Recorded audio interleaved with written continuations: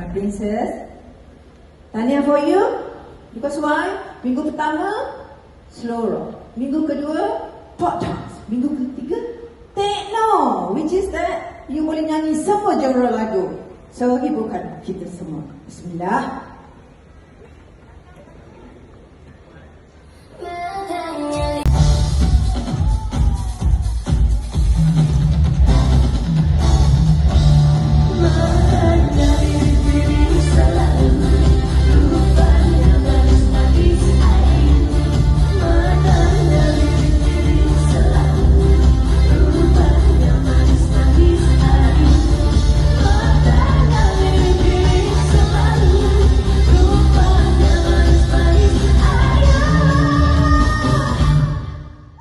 Sekarang ni visual penonton kita ada depan, kanan dan kiri.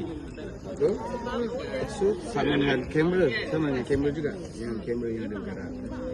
Termasuk dengan diri kita sendiri. Ada tak dengan macam contoh?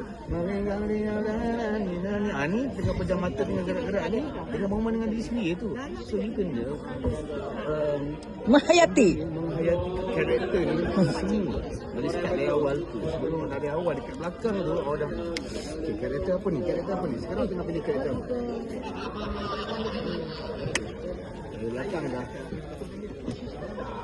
Dari belakang. Wow, dah carry dah betul.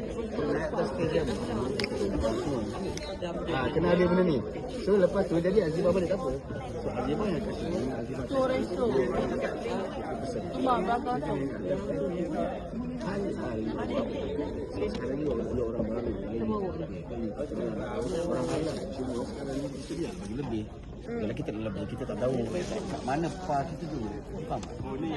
Dan ni saya tak nak. Dia nak pun sebab dia tu komuni. Betul.